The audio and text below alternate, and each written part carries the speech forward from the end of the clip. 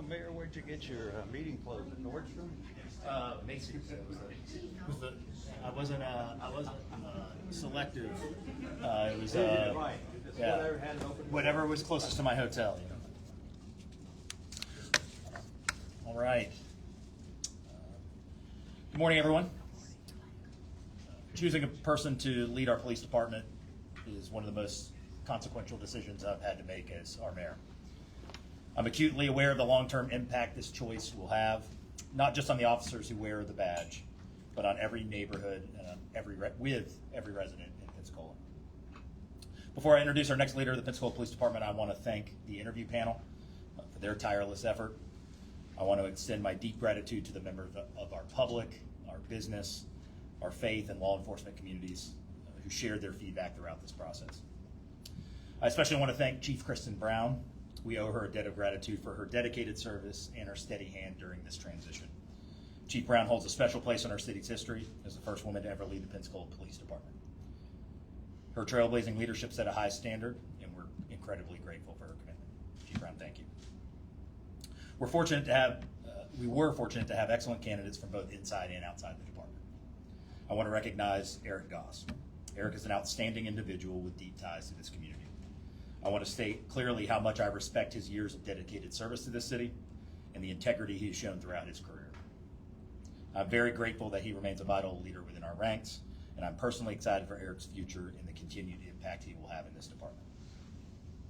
In this search, I was focused on a specific need: proven administrative leadership and a track record of departmental excellence. With that in mind, I'm proud to announce that I've chosen Eric Winstrom to lead the Pensacola Police Department. Pending council approval, he will begin his service on March 2nd. Eric's career is defined by his ability to lead through normal days and not so normal ones. Over 21 years in the Chicago Police Department, Eric rose to the rank of commander in one of the world's most demanding environments. He guided tactical and investigative teams through some of the department's most challenging periods, focusing on modernization and professional standards. And as chief in Grand Rapids, Michigan's second largest city, he came in as an external candidate to lead nearly 400 employees. He earned a reputation for entering a department as an external hire and immediately focusing on high-level recruitment, training, and accountability, all while effectively reducing crime. What makes Eric the right fit for this moment is his specific experience coming into a new community as chief and building a successful culture. He has a proven body of work navigating tragedy and complex legal challenges, but just as importantly, he knows how to build a team by listening to the officers on the ground. I know Chief Winstrom and I share two important expectations. First and foremost is to meet our wonderful PPD officers where they are. He understands the obligation to earn the trust of this department and this community, and he's committed to doing so. Secondly, and just as important, we share the mission to provide clarity and foster a healthy, communicative culture for the men and women of PPD. Chief Winstrom is currently in the process of moving his wife and 2 children here to Pensacola. I know the city will welcome them with open arms. So Chief, on behalf of the city of Pensacola, welcome to the team. We're excited to bring your experience and your vision for positive change to our community. We look forward to working alongside you. Thank you.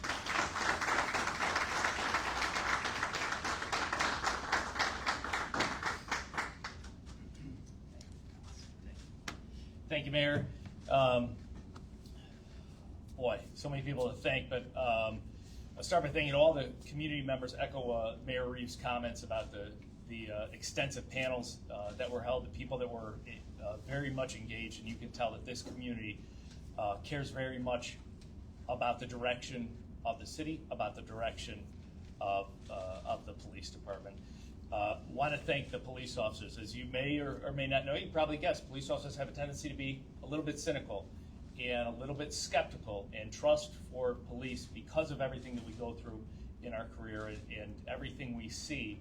You have to earn that trust.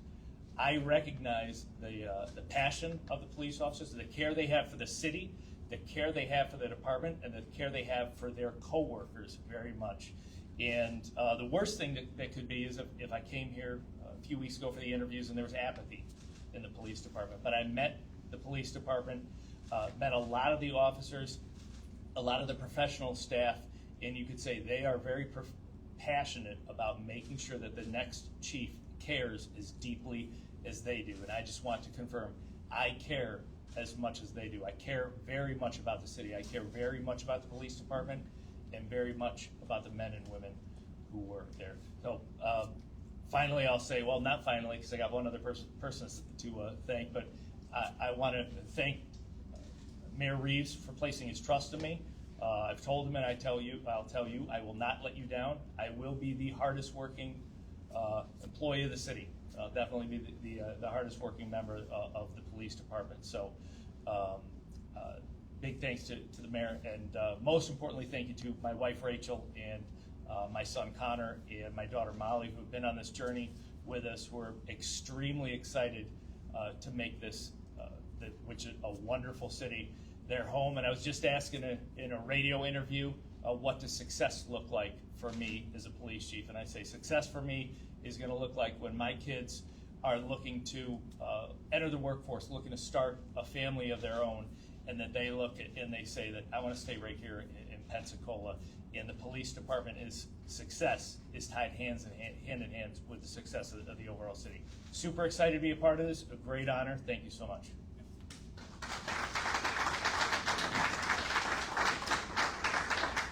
All right. Yeah, we'll take any questions for myself or Chief Winstrom. Chief, I have a question for you. It seems based on what the mayor said that you spent a majority of your life up north in the Chicago, Michigan area. So I guess why come south? Why come south so much? Well, it's not just about coming south. You know, I don't mind the cold so much. When I got in the car yesterday to go to the airport, it was 14 degrees and there's a foot of snow on the ground.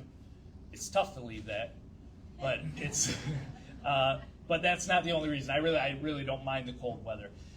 There's something special going on in Pensacola. A lot of times when you're living in the city or when you're working in a police department, you don't quite understand the reputation that city or police department has outside in other places. And when this job posted and this opportunity came up, thinking about Pensacola is a city that's progressing, it's advancing, it's becoming that city that is beckoning people. That, like I said about my kids, this is a place that we want to make our forever home, and we want everybody to feel that way. But it's doing it in a way that's very responsible, where it's looking to lift everyone up together. There's a lot of talk. I met with a large group of church clergy. We talked a lot about gentrification and growing a city ethically. And this is a city, you look out the window here and see some of the construction going on.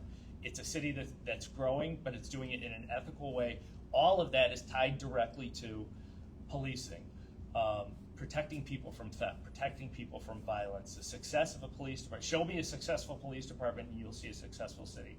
You never see the other way around. You don't look anywhere in the United States and see a failed police department, but a city that people want to move to. It just doesn't work that way. So a great opportunity to be a successful police chief in a great city.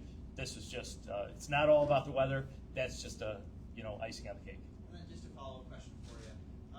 I'm guessing you've had your chance to kind of go through the department and kind of meet everyone by this point. What changes do you plan to bring here that you might have had? Like, what do you plan to bring from Michigan to Pensacola? What changes? Well, what I'm bringing is just my experience dealing with all the challenges. I'm bringing my wife and my 2 kids with me. But as far as changes, I'm going to tell you, any changes will be done responsibly. It'll be done for the good of the city, for the good of the department. I have met a lot of the people in the police department. I have not met every single person. I look forward to doing that. I also look forward to meeting everyone in the community and really hearing what sort of police department the city wants, because the city's entitled to be policed in a way that a city wants to be policed. So what I'm going to bring in the immediate time is my thirst for knowledge and to thoroughly understand all aspects of the police department and see what we can do better. Chief. I'm Jim Little with the Pensacola News Journal. Hi, Jim. The previous chief left after basically surveys kind of found like a loss of confidence in his leadership. Entering as an external candidate, what kind of things are you going to do to get the confidence of the rank and file? First thing, we're going to do away with these surveys that I've heard about altogether. Look, there's no magic wand for trust, for a chief to get trust. I know staffing is a challenge across the country. We turned it around in the city where I currently and police chief. And how we did that was just the very basic understanding that our police officers are our best recruiters.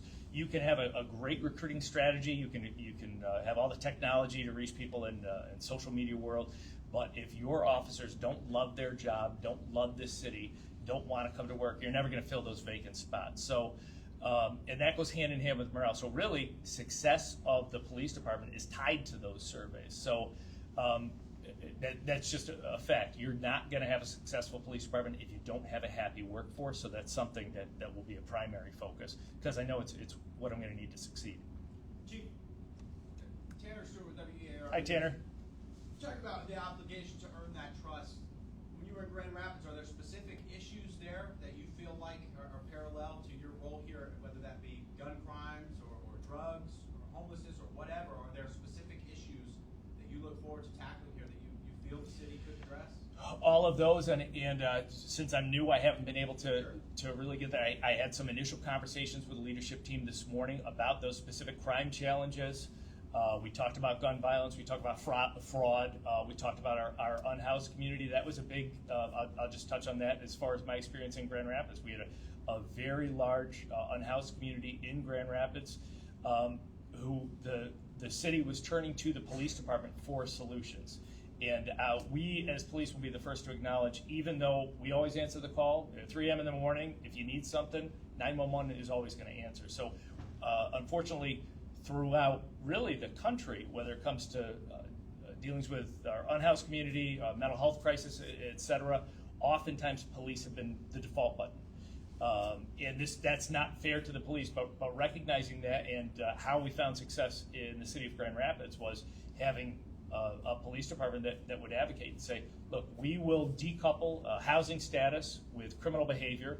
Of course, we're going to impact this criminal behavior as best as we can, but we recognize that there's got to be more people to bring into the challenge of our unhoused community to make sure, and it's not even looking at criminal activity being created in the unhoused community. There's a statistically so much higher level of domestic violence with individuals who are unhoused, human trafficking with individuals who they're not able to lock a door, that causes all sorts of issues. So it all impacts the police, but the police aren't always the solution. So sometimes just being the chief that's going to stand up and say, look, I'm going to recognize that we are not always the right answer to every problem, but I'm willing to stand shoulder and shoulder with the people who are working diligently to make the city a better place and support them in every way I can. Chief, John Singley, 850 Hi, John. News. In Grand Rapids, do you have any experience with the 287G protocols with Homeland Security with regards to ICE and ICE operations? Did you have any experience with that? We weren't in a 287 and aren't currently in a 287G agreement. I'm very familiar with what you're saying. Yeah, we do have federal partners. Grand Rapids, like the mayor said, is the second biggest city in Michigan, and it's on the opposite side of the state from Detroit, so it's the center of West Michigan culture and certainly government. So the U.S. Attorney is just a couple blocks away. We have an ICE office, ATF, FBI, IRS. We work very closely with our federal partners and appreciate the work that they do. Since I anticipate a potential ICE follow-up question here, I'll just say I think I have already said it. A city's entitled to be policed in a way that a city wants to be policed. My current city has no interest in immigration enforcement. As I said, if you walk into the Grand Rapids Police Department lobby today and say, I have evidence that Eric Winstrom cheated on his taxes, we will refer you to the IRS, because that's not what we do. And the city of Grand Rapids has decided that we're not going to do immigration enforcement. Certainly when ICE calls because of a dangerous situation, we absolutely respond. We have a very good relationship with all our federal law enforcement partners, and the safety of everyone involved on both sides of the equation are paramount to us. So we have a great working relationship, but we don't actually engage in a So 287G you'll be agreement. stepping into a 287G agreement with Pensacola Police.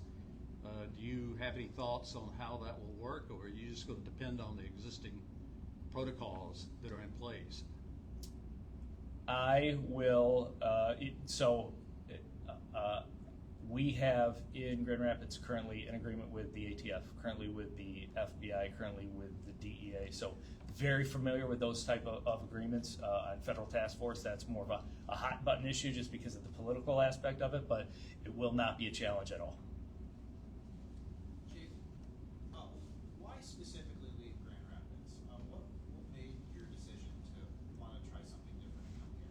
Well, I'll put it this way. I'm not running away from Grand Rapids. I am running to Pensacola. That's it. Yeah, Grand Rapids is a great city. I'm going back to work on Friday there. I'll tell them to their face that they're a great city. They really are. It's a wonderful place. There comes a time in a police chief's career too when I was an outsider there. I inherited a police department that was really, really struggling, and the city was thirsting for big changes, big reforms, and I sort of had this, this giant challenge in front of me from the city manager who was fortunate, who believed in me and said, "I think you can do this." And to be blunt, we did it. That police department is 180 degrees different from where we started it. We have filled every budgeted vacancy. We have grown the size of the police department. We have reduced crime enormously. We have made huge strides in protecting our homeless population. And it just seems like the right time. Sometimes you got to go out on top. Chief, I'm Hannah. I'm with WKRG. Hi, Hannah. I'm just wondering, which of your characteristics or maybe the way that you police do you feel gave you that extra push over those other two candidates? I've actually spoke to both candidates. Brian Nugent from Tampa and I have been texting back and forth. He reached out to congratulate me. Super qualified. Eric Goss, just met with him this morning. Super qualified. He's got a lot of institutional knowledge, which I'm going to rely on in my job. I think if you just look at it from the experience point of view, that I've done this exact job. A lot of this feels like deja vu to me. When I was hired in the city of Grand Rapids, I was an outsider. I was facing an internal candidate. Even though they're only about 3 hours away, I had a lot of, we don't want a guy from Chicago. This is Grand Rapids. We have nothing to do with Chicago. This is totally different. They're on the other side of the lake.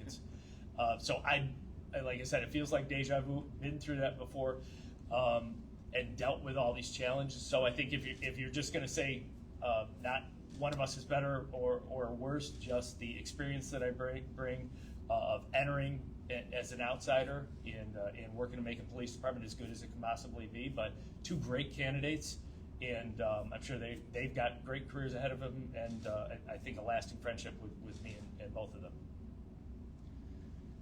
Chief, what would be your message to an officer or anyone inside the department that raised that issue to you, that you're an outsider? That Who did? No, I'm kidding. What's your message to those that you question? Here's my message. I get it. I get it. I was a young police officer myself, and Chicago has a bunch of different units, so I was constantly working for new bosses. But we had outside superintendents in Chicago, is what they call the leader of the police department. I worked for a boss from the NYPD. I worked for a boss from the LAPD. I worked for a boss from the Dallas Police Department. All outsiders who had a different perspective, and all of them were met with skepticism by me because they were strangers.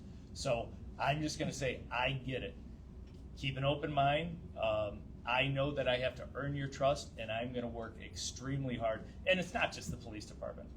There's others in the community too who I think would have been more comfortable with somebody from inside the community. So my message to both the skeptical police officer and the skeptical resident of the city of Pensacola, I get it, and I'm going to earn that trust.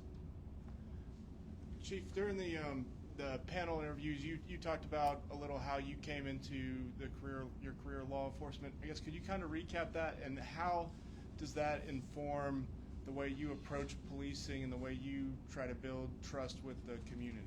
I think maybe you're talking about the story I told about my brother when I was 11-year-old. My brother went to prison for selling a very small amount of cocaine. I'm not a fan of illegal narcotics. I know some people say that it's a victimless crime, but if you've ever had a loved one who overdosed it and died, if you ever have violence outside of where your kids are playing because of the drug trade, you know it's not a victimless crime. But having said that, 11-year-old me loved my brother. He's a reason, unfortunately, that I'm a Buffalo Bills fan. So, but I love him. I still love him to this day. He's been sober for over 30 years, and so that love, and I saw the devastation that his imprisonment had on my mom, and it just gave me a different perspective, and it led me understand too that my circumstances were different. I had an older brother to see the mistakes that he made and to change how I was moving forward. So really, when I'm on the street as a patrol officer, it's there before the grace of God go I. Whether I'm dealing with someone who I'm putting handcuffs on, whether I'm talking to someone who does not have a house to go home to, that empathy that comes from having loved ones in your life who've gone through things. And something I tell all the new police officers that I hire early on is that you'll be a success if you just respond to every incident like you're responding to how you would want a police officer to respond to your mom's house, to a loved one's house. And it hasn't always been that way. We're a profession that 25 years ago, you were more likely to feel like you had an occupying army policing you. And that's a culture change that we had to shift. So just that experience and that empathy, I think, is important, but you don't have to live it to get it. You can read about it, you can understand it. One other thing, when I know I haven't made any hiring decisions here yet, but we can train you how to be a very good police officer, but we cannot train you to have very good character. So what I will be looking for when I make those hiring decisions is we'll be hiring for character. We know we have I spoke to the training lieutenant today. We know we have an excellent system in place in the Pensacola Police Department, and we're going to give them great candidates, but we're going to get good people because that's what the city deserves. Chief, question about surveillance technology in general. Shot spotter, red light cameras, license plate readers. How do you, as chief, or maybe in your past experience, but going forward, how do you balance civil liberties with surveillance technology? You got to balance them. I mean, you gave the answer right there. It is a balance. I mean, everybody that in this room probably has a cell phone in their pocket, and you are being surveilled. And it's a decision that people make that I'm okay to have this device which can track all of my location, listen to my conversations, etc. It's a different world today than it was 25 years ago when I started being a police officer. So you mentioned, did you mention flock cameras? Flock cameras are something that's very interesting. Flock cameras are extremely helpful in investigating crimes, but there's also ways that you can take away some private information from the system to protect the public, so that it doesn't take a picture of the driver, for example, that it doesn't retain the information for too long. But I know myself, when we're investigating a homicide and we have a description of the stolen car which traveled a certain direction, you're never going to pin that car onto the vehicle's owner because that's not the shooter, but now you know the direction it fled, and maybe you saw where it was dumped. And maybe to tell you from flock cameras, a homicide investigation I had in Chicago, we tracked a stolen vehicle. It had shot a young man, and about an hour before it was involved in that murder, the individual had pulled up. We figured this out through flock cameras, pulled up to a Dairy Queen drive-through without a ski mask and we had a perfect crystal clear picture of him eating an ice cream cone. And that same car in the same outfit was then seen when he had a ski mask on committing, and we got him charged and convicted of murder. So super effective tool, but there's got to be a balance there. That's the same thing. You want to talk about any of the other? Shot spotter? Shot spotter is a great technology. Shot spotter, essentially what it boils down to, it tells you where bullets are coming out of guns. That's it. That's all it says. And that is a very important data point for a police department to have, especially if you are in a challenged neighborhood or a neighborhood that maybe doesn't have the best relationship with the police, that they're hesitant to call 911.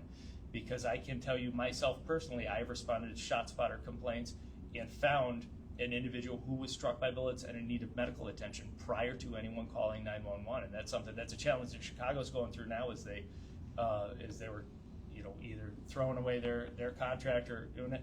I get the politics of it too. It's could we use that money for other things? But if there are bullets if there are children being shot in your city, shot spotter is an extremely effective and good technology.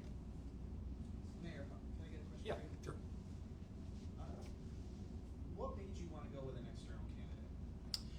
Well, I entered this process not looking at internal or external anything. What we look for is the best person, most fit for the job today.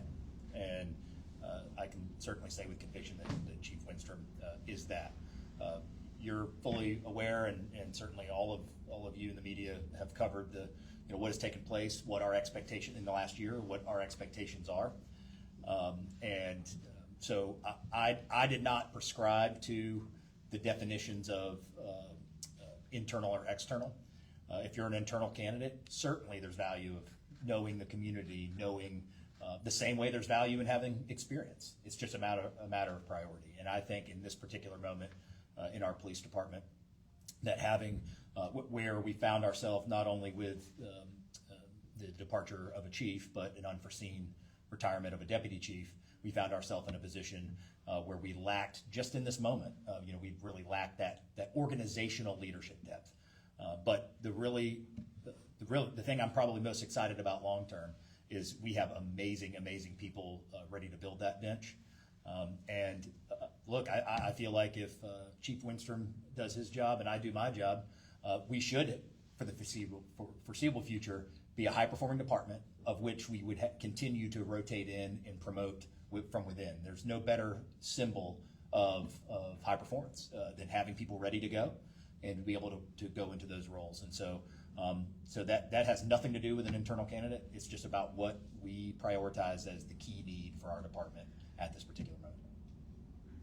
Mayor, what's your message to Pensacola residents? Times are changing. New police chief, downtown's getting renovated, about like kind of good things to come and why folks should be excited about all the changes. Well, my message to them is that this is arguably the most important decision we're going to make, because all of those great things that I'll get up to any podium and brag about with the city of Pensacola, every single one of those doesn't matter if we don't have a safe community. So I said that when I was knocking doors. I've said that for the last 3 years. The bottom line is public safety has an impact on everyone. It's a bipartisan issue. We all want to be safe where we sleep and where our children sleep. My primary focus is we've got to get the number one thing right, and we got to continue the progression. We have an amazing department here, and we have a safe city here, but we aren't going to rest on our laurels and point back to surveys or polls about safe cities from 4 or 5 years ago. That's one amazing point in time, but we have to continue that progress. And so my message to the citizens is we've made the decision, and we have a chief that puts us in the best possible position to continue to make Pensacola a safe community. Mayor, can you talk about the memo circulating online sent, I guess, to fellow officers or to the department? And do you have concerns that, I hate to use the word backlash, but we've been talking about internal versus external candidate. Do you have concerns that that's going to be an issue? No. I mean, first of all, I think we're going to make a decision what we believe is the right thing for every citizen in this community, not what the easy thing to do is. And I can give you 10 examples. Wherever you'd like to start, from stopping and starting recycling, that's now 93% clean, from having to close Bay Bluffs Park and be the bearer of bad news because it was the right thing to do. So we've had many moments in this administration where we could make a decision that was easy politically, easy on Facebook, easy on, none of that should matter. His awareness of that, his previous experience with that, I think is certainly valuable into your question. But we got a lot of amazing professionals in that police department. I don't expect that to be an issue. Off topic, can you talk about the Doge findings? Yeah.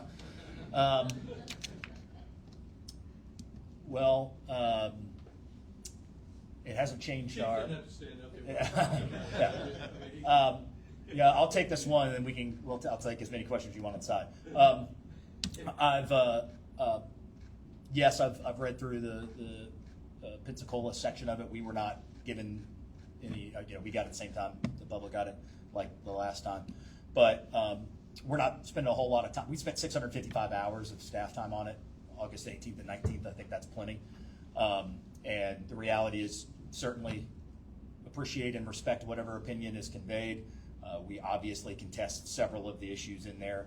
I did see the bridge, the welcome sign was removed from I do appreciate that, since that wasn't something that the city paid for. But the bottom line is we got too many important things. We're bringing a police chief in here. I certainly stand by us being stewards of taxpayer dollars and operating those taxpayer dollars the way you would expect if you were operating a business, and being as efficient as possible, and being as smart and getting as big a return on investment as possible. And we've got many ways to share that. So I'm not here to go politically point for point on different issues throughout the report. They have the right to conduct that report. We gave them everything that they've asked for. I didn't see anything particularly new or different or anything that is any sense of alarm for us. We're going to continue to run the city in the best way that we can and go from there. Mayor, what do you think about the CFO's calculations basing waste on percentage of population growth versus percentage of budget growth? Yeah, I mentioned that in the letter that was sent in response to the initial report, and I think there's two key issues that you have to look at there. Number one is basing the amount of property tax increase on population leaves out a couple important things. Number one is if you look at the largest property tax revenue generator, it's commercial property. That has nothing to do with residents. If Amazon came and built a $1 billion building here, it would be the single largest property tax purveyor into the city budget. However, no one lives there. So every employee could live somewhere else outside of the city. I would, to maybe further the example, I would be interested to see what Walton County's numbers look like in terms of property tax. Average home sale price in 30A being $4.3 million. I would imagine that would be wildly disjointed.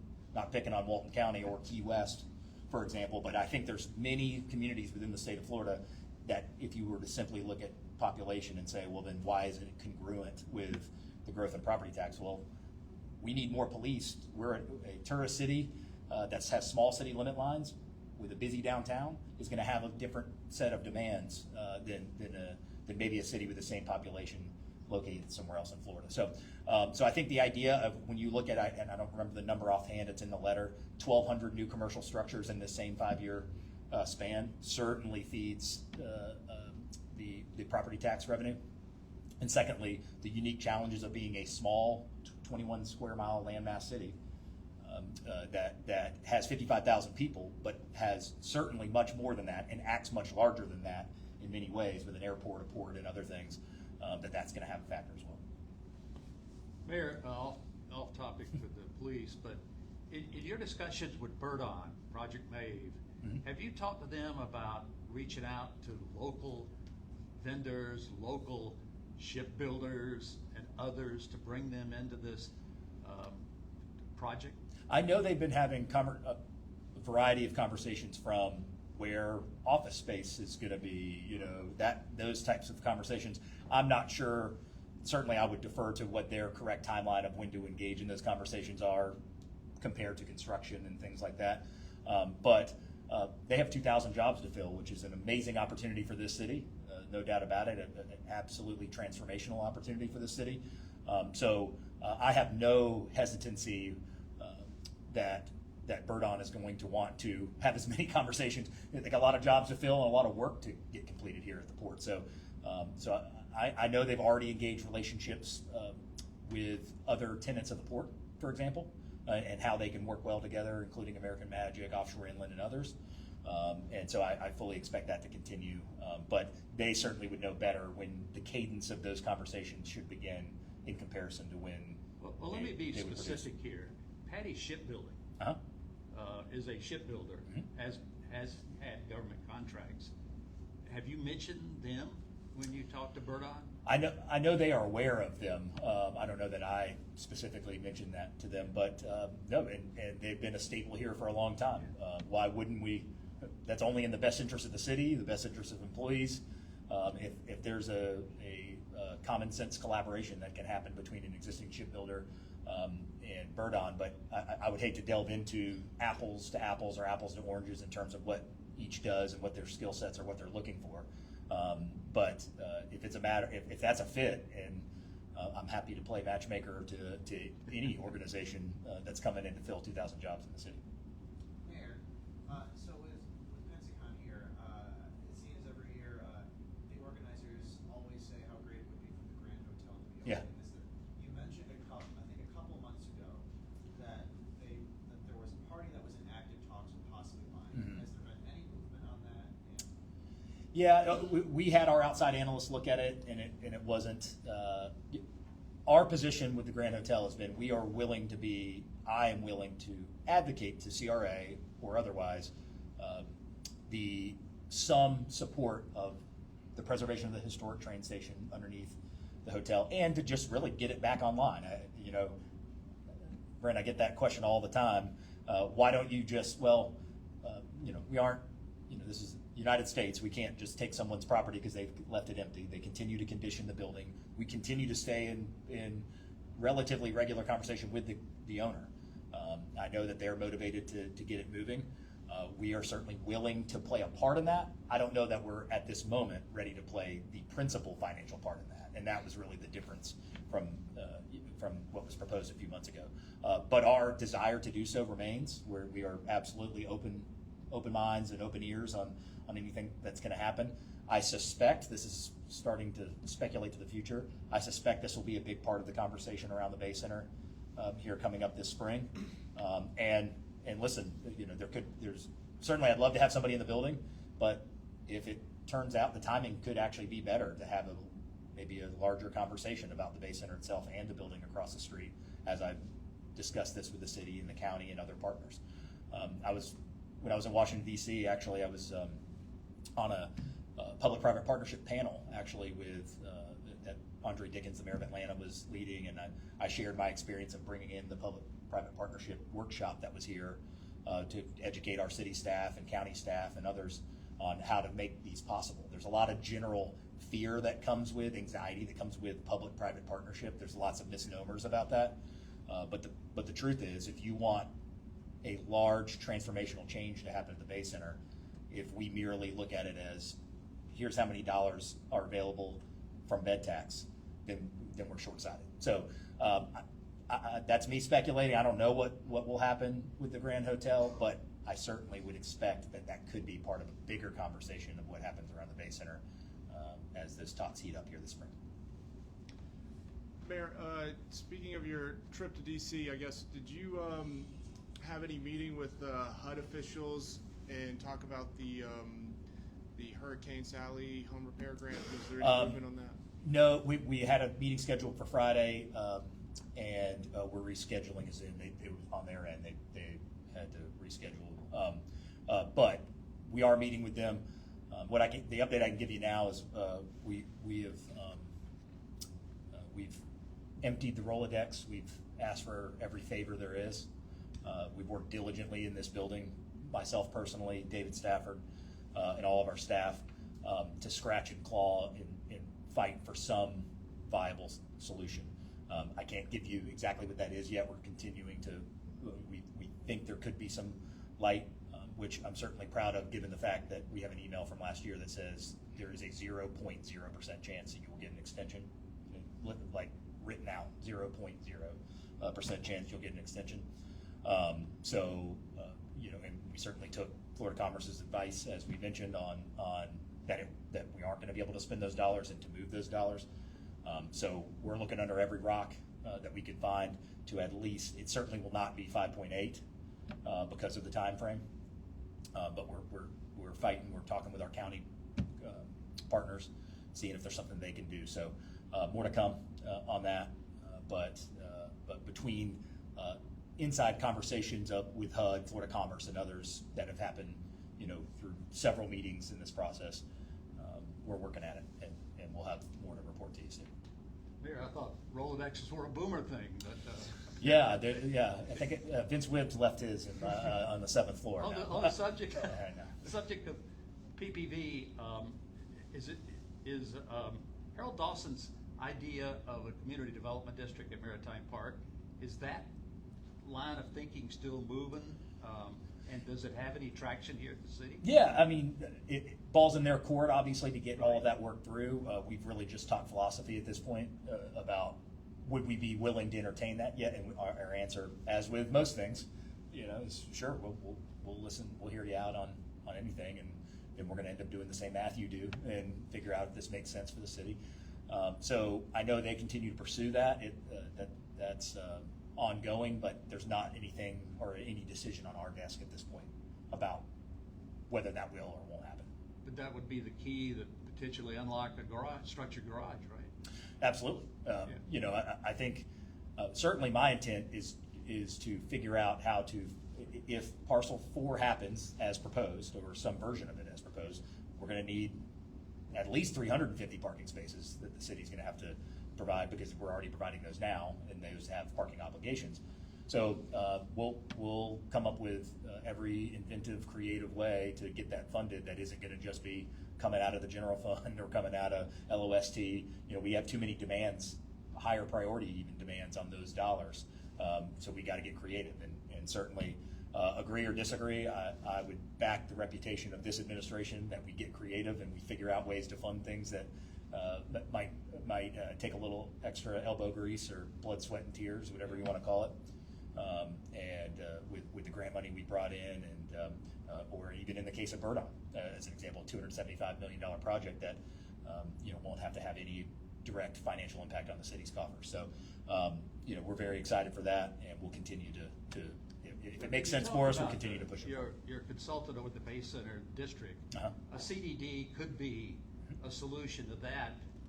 But down in Tampa, the Tampa Bay Rays, Major League Baseball, they're going to create a CDT to build a new stadium over on Dale Mabry, and there's a little bit of a flap has jumped in there, because the CRA down there in Hillsborough is saying that a CDT would compete with them. Mm-hmm. That they do the same functions, and it's like, who controls the tax TIF in a CDD and a C? Would that be an issue at the Bay Center in your mind? Not at this point. Yes, I've heard that the conversation, or we've very loosely talked about whether a CDD would make sense at the Bay Center, but too early to say. I know your familiarity with Tampa, with your Tampa hat on right now. Probably too early to say, oh, we definitely want to do this or don't want to do this. I think it needs to be part of the conversation at the Bay Center. But I think we have bigger ones to have at this point regarding how we leverage the dollars that are available to us as a county, as a city, to fund these repairs, maintenance, or potential new structures. I think we need to land on an aligned game plan first, and then we can start talking about the mechanisms of which. You're still to fund expecting your consultant report soon? This month, yeah. My hope, what we've indicated to the county, is to have a meeting at some point in March, a joint meeting potentially. Not dates or all that, and that would certainly run through our city council as well. But the hope is that the report is here before the end of the month, and that we would be able to get that over to county, to council members, digest that for a little bit, and then get back in the room together. Mayor, is there any update on the cop center situation with employee and the council on aging? Any movement there? Anything status quo? Yeah, I mean, listen. Number one, most importantly, is everybody's getting fed, and we continue to initiate that. We've been in direct conversations in my office with leadership at Council on Aging. This is one of those ones that's simple to figure out and can be mildly frustrating. Simple to figure out because we're going to feed people, period. We're not going to let opinions and personal attitudes and hurt feelings not feed seniors in our community. So I certainly know that Council on Aging and the city of Pensacola are aligned in that mission. And that should be priority 1 through 8 before we get down to way down the list to how do we deal with attitudes and people in personality conflicts. So our team is working actively with them. We all want the same thing. And again, the number one goal that I want everybody to understand in the community is there is no. This all started when someone said, "Well, someone's not getting fed." That is not the case. So that's the only reason this has come up. Now if our biggest problem is trying to work through a personality conflict and make sure we're respectful to everybody, both our longtime city contract employee and certainly their folks that they're going to want to protect and defend and hear their side of the story. I get it. So I don't foresee this to be an issue long-term moving forward. I think we'll get to an amicable place that makes sense for everybody, or at least some amicable procedure, and move forward from there. I'm sorry, I got one last question for the chief. He's getting bored up here. So. Yeah, I know. Right. I got to ask, coming from Grand Rapids, do you have experience covering any kind of severe weather, and how would you manage this department in a hurricane? We get very few hurricanes in the state of Michigan. What we do get is our blizzards and tornadoes. Yeah, okay, so we're good. So 2 of the 3 you can check off, yes, navigated that, and of course, I see the fire chief in the room. We lean heavily on the fire service for a lot of those emergency responses, but police department's going to be an integral role in all of that. So I don't know if I answered your question or not. Yeah, I know, it's a hurricane, we just hope they never come, so. All right. We'll see what happens. Okay, thank you. And then one last question for you from me, Chief. How will this job be different for you from your job in Grand Rapids minus, of course, the weather? Well, I guess that's to be determined, because as I've said a couple times now, city's entitled to be policed how it wants to be policed, and so getting out there, meeting the community, even more than I already have, substantially more, meeting as many people as I can, and seeing what the vision of the city is for policing is going to guide the direction that policing takes in the city, and that's just it. Every community is different. What works in the city of Chicago doesn't work in LA, doesn't work in Grand Rapids, and might not work in Pensacola. So it's going to be tailoring the police department to what the city wants. Mayor, do we have an update on FDOT on Gregory Street and 14th Avenue? Not that I have received. I don't want to say that we haven't, that hasn't gone through staff or anything like that. It hasn't reached my desk yet, but we have quite a lengthy punch list of several items at DOT, so we're due a brief and an update with them across the board. Certainly that is really number 1 on our list.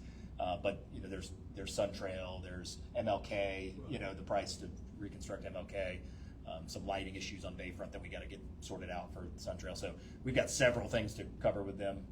So I don't have an update on that today, but certainly can When do follow you up with expect to meet with FDOT and get that covered? I'd have to check if it's already on the schedule. I've been talking several times with FDOT on a scenic highway outfall issue.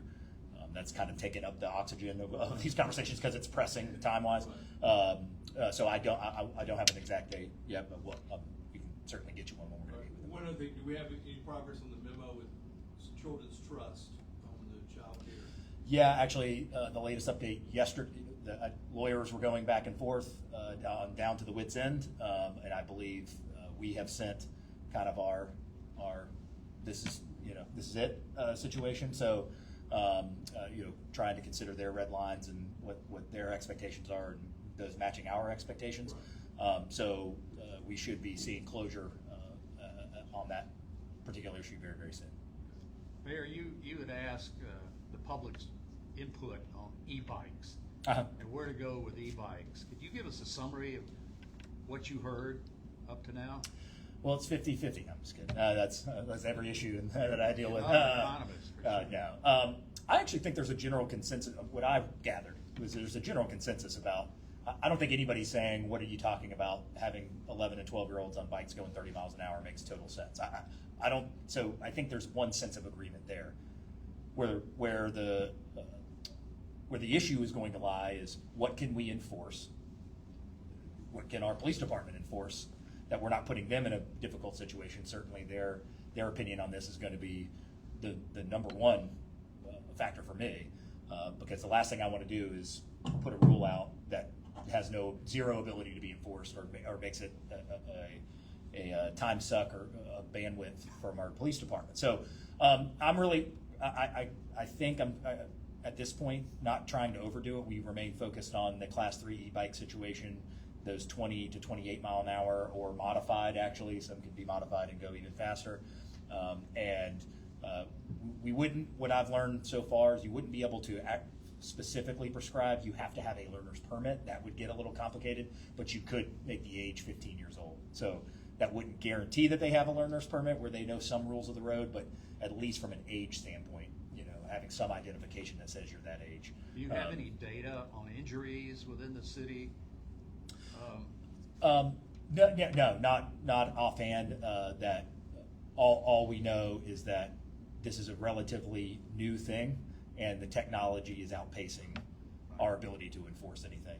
And remember, it's not just the 11 or 12-year-old kid on an e-bike going 30 miles an hour. It's the driver, it's the pedestrian, it's everybody else that can be potentially impacted by someone not really knowing the rules of the road. I don't remember the bill number. I know there is something coming through the state legislature right now And I know in tandem with that, our city attorney's office is working on moving something forward. But I've been in enough cycles of this. What I imagine is we'll try to get something ready to go, but we're going to be patient and see what the state legislature comes back with, because there's no use of us rushing something that would be preempted or changed by the state government 30 days later.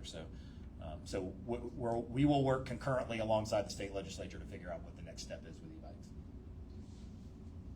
Mayor, Yeah. this is it for me.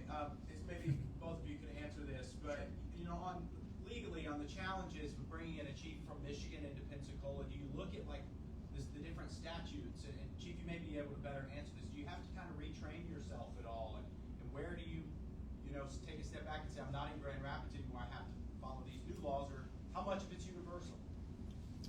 Well, the heart of a police officer, I'd say, is universal. So I've got that going for me. But otherwise, you're right. There's a licensing process here, just as there was when I left the state of Illinois and went to Michigan. There's some training I'll have to do, and actually a licensing test that I'll have to take before I become officially certified here. Not an insurmountable task, a lot of crossover. So I have no concerns. But you're right. There is some hoops to jump through. Anything else? All right, guys. Thank you so much. Thanks for being here.